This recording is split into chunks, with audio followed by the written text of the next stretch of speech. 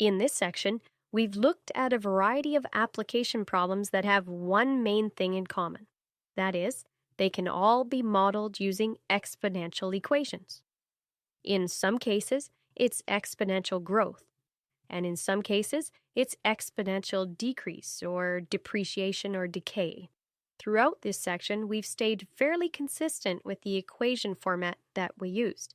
Now, this not only enabled us to be most flexible, but also enabled us to recognize the similarity between all these applications. At this point, it's worth clarifying that there are other ways to represent these relationships, and you should be familiar with them. In this video, we'll quickly overview most of the scenarios that we explored in this section, and, as we do, we'll point out some other common ways of expressing these relationships. The goal here is to recognize the other formats and feel totally comfortable that they're really the exact same concepts, just laid out in slightly different ways. Let's take a look. Most students come into this unit with an already established understanding of compound interest, so application problems starting here seemed most logical. We used the common formula A equals P in brackets 1 plus R to the T, and that's a very common formula for compound interest applications.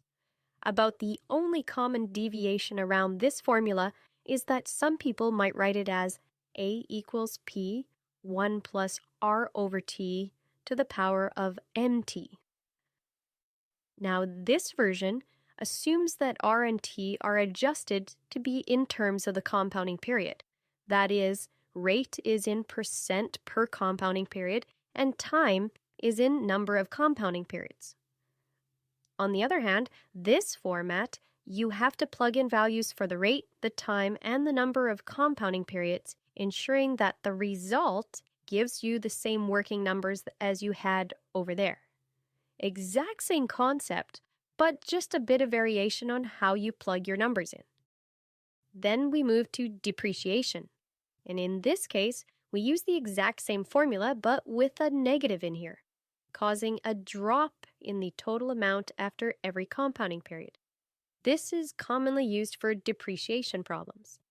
Examples: if you had a problem with 10% per year in growth, you'd want to use this formula, as we'd have 1 plus 0.1 or 1.1 in the brackets here. And each time it compounds, we'd see a 10% increase. And for a depreciation situation, on the other hand, you'd want to use this formula, as it would be 1 minus 0.1 or 0.9 in the brackets. And each time it compounds, we would see a 10% decrease. From finances, we moved into population questions. For these, we showed that the exact same formulas work perfectly well. Same patterns, and so we can use the same formats. For population, we adjust to use P for the current population and P naught for the original population. As before, if the population is growing exponentially, then we have a plus in here. If the population is shrinking exponentially, then we have a minus, just as before. So things are very easy to relate back to finances. Both involve exponential relationships, and therefore, both can use the same formula format. It's time to point out that there is another common formula format for population growth. That is, P equals P naught C to the power of T. In this case, the C is the change. Using this format works natural for some cases. For example, a rabbit population that doubles every month. What's the population after 10 months? For our default equation, we'd simply say that the rate is 100%. And therefore, within the brackets, we would have 1 plus 1 or 2. And we'd times by 2 for every compounding period. Makes total sense. Using this other format, we'd say that the change is 2 for double, and we'd plug that in. Very natural for this situation or even a tripling problem, but probably less natural for situations where the population, say, increases by 5% each month, right? Thus, you might find this original formula format easier to work with for the widest variety of scenarios. Given that, as long as you show your work well, you're welcome to use either format in any work that you submit. From population questions, we moved into amount questions. For these, we showed that the exact same formulas worked perfectly well again. Same patterns, and so we can use the same formula formats. For amount, we simply adjust to use A for the current amount and A naught for the original amount. As before, if the amount is growing exponentially, then we have a plus in here. If the amount is shrinking exponentially, then we have a minus, just as before. Again, things are very easy to relate back to both finances and population. Both involve exponential relationships, and, therefore, both can use the same formula format.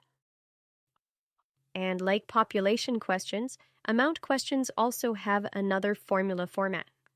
That is A equals A naught C to the T. Very similar to population, right? The C is the change. Using this format works quite natural again for some cases. For example, 100 grams of a radioactive material has a half-life of 1 month. What's the remaining amount after 10 months? For our default equation, we'd use the -1. Clearly, the amount is decreasing, and we would say that the rate of decrease is 50%. So, within the brackets here, we'd have 1 minus 0.5, which equals 0.5, or 1/2. And we would times 0.5 for every compounding period, halving each time. Using this other format, we'd say that the change, C, is 1/2, or 0.5. Again, for half each compounding period, and we would plug that in. Again, very natural for this situation, but probably less natural for situations where, say, the amount decreases by 10% each month, right? Thus, you might find this formula easier to work with for the widest variety of scenarios. Given that, again, as long as you show your work, you are welcome to use either format in any work that you submit. So hopefully you found this tutorial useful as a review of some of the exponential applications that we've covered in this section. Other applications not mentioned simply follow the same patterns. The other goal of this tutorial was to introduce you to some other equation formats that you may run into in other resources.